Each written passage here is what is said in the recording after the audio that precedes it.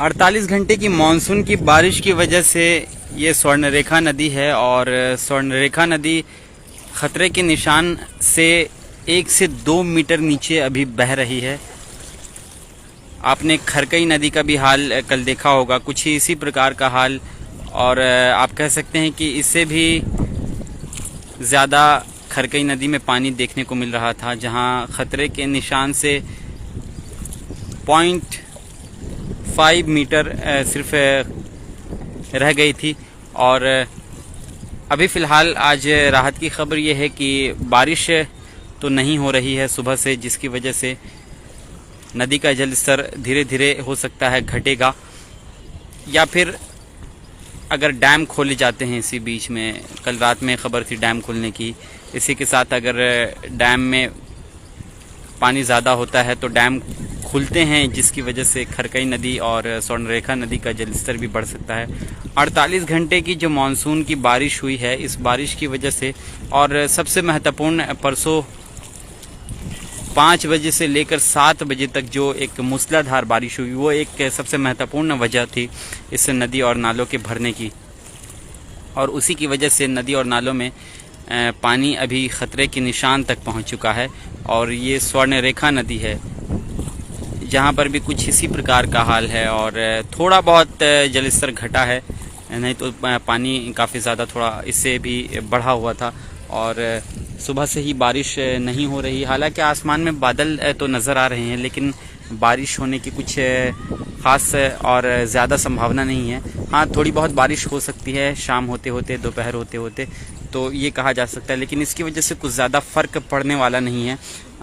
एहतियातन जमशेदपुर के उपायुक्त और डीसी मंजुनाथ भजंत्री ने मौके पर जमशेदपुर वासियों और यहाँ के लोगों की चिंता करते हुए ट्वीट भी किया है, और अधिकारियों से इस चीज़ की जानकारी भी ली है कि क्या स्थिति है, और स्थिति को सामान्य बनाए रखने के लिए जहाँ भी तटीय इलाके हैं, चाहे स्वर्णरेखा नदी के नीचे बसने वाले लोग हों या फिर खरकई नदी के नीचे आदित्यपुर का कई सारा इलाका है, क्षेत्र है, वहाँ पर बसने वाले लोगों के लिए एहतियातन माइकिंग वगैरह की गई है सुरक्षा के दृष्टिकोण से, कि आप अगर ऐसे क्षेत्रों में रह रहे हैं जहाँ पानी जल्द पहुँच जाता है, पानी की वजह से मुश्किलात का सामना आपको करना पड़ रहा है, तो आप तटीय इलाकों से हटकर सुरक्षित और सकुशल क्षेत्रों में चले जाएं, शरण ले लें, ताकि आप बाढ़ के पानी से और इस मानसून की 48 घंटे की बारिश से जो हाल अभी देख रहे हैं आप नदियों का, उससे बच सकें। तो ये स्थिति अभी जमशेदपुर की मौजूदा स्थिति है, जिसमें फ़िलहाल अभी तक तो राहत की खबर है। और स्वर्णरेखा नदी जो अपने आप में एक ऐतिहासिक नदी कहलाती है, और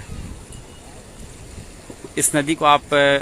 देख रहे हैं कुछ महीनों के भीतर, बरसात का भी कई महीना गुजरा है, गर्मी का भी महीना गुजरा है, नदी में सूखा ही आपने देखा होगा, लेकिन इस 2 दिन की बारिश, 48 घंटे की बारिश की वजह से अभी नदी में आपको काफ़ी पानी नज़र आ रहा है, जलस्तर बढ़ा हुआ है। और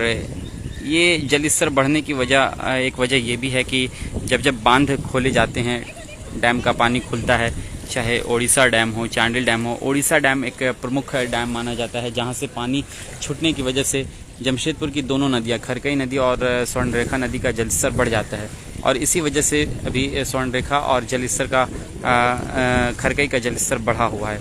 फ़िलहाल स्थिति सामान्य और नियंत्रण में है, जिस तरह से जमशेदपुर के 9 नियुक्त उपायुक्त मंजुनाथ भजंत्री और तमाम अधिकारियों की दिशा निर्देश और उनकी एक जिम्मेदारी देखने को मिली इस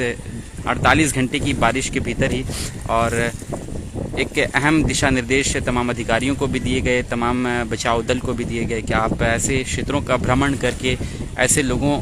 को ध्यान में रखते हुए जो तटीय और निचले इलाकों में बसते हैं, उन लोगों का ख़ास ध्यान रखा जाए, क्योंकि शास्त्री नगर का कई सारा क्षेत्र है जहां पर नीचे की तरफ पानी में नदी के किनारे ही लोग रहते हैं, शेड डालकर हो और अपने खपड़ेले मकान में। तो ऐसे क्षेत्रों को देखते हुए आदित्यपुर का कई सारा क्षेत्र है, इलाका है, जहां पर लोग इसी तरह से जीते हैं और झोपड़ी पट्टी में रहते हैं। तो उन सभी चीज़ों को, उन सभी लोगों को देखते हुए मंजुनाथ डीसी के द्वारा, एसडीएम के द्वारा, तमाम अधिकारियों के द्वारा एक बहुत ही बेहतरीन काम किया गया कल के दिन में, और जगह जगह से तस्वीरें भी निकल कर सामने आई कि अधिकारी ऐसे जगहों का निरीक्षण कर रहे हैं, ऐसे जगहों का दौरा कर रहे हैं और देख रहे हैं कि स्थिति क्या है। स्थिति को सामान्य बनाए रखने के लिए और स्थिति भयावह ना हो, ख़तरनाक ना हो, लोगों के जान माल का नुकसान ना हो, इन सभी चीज़ों को देखते हुए एक अहम दिशा निर्देश और एक समझदारी और सूझबूझ वाला काम किया गया कि वक्त से पहले ही सभी लोगों को सुरक्षित ठिकानों पर जाने के लिए माइकिंग वगैरह भी की गई, और उन सभी लोगों की सुरक्षा को ध्यान में रखते हुए तमाम अधिकारियों की तरफ से एक बेहतरीन काम किया गया, जिसका ये परिणाम है और नतीजा है कि जमशेदपुर और जितने भी तटीय इलाके हैं, आदितपुर, शास्त्री नगर, धटखेड़ी, कई सारे क्षेत्र है कपाली का, अभी तक वहाँ से कुछ ऐसी तस्वीरें नहीं आई है कि लोगों को इस बाढ़ के और इस 2 दिन की मानसून 48 घंटे की मानसून की बारिश की वजह से किसी भी तरह की तकलीफ़ों का, दिक्कतों का, परेशानियों का सामना करना पड़ा हो। तो ये एक अच्छी खबर है, और राहत की खबर यही है कि फ़िलहाल बारिश रुकी हुई है, बारिश नहीं हुई है, जिसकी वजह से नदी का जलस्तर और घट सकता है, नीचे जा सकता है, और आम तौर पर इस नदी के जलस्तर के नीचे जाने से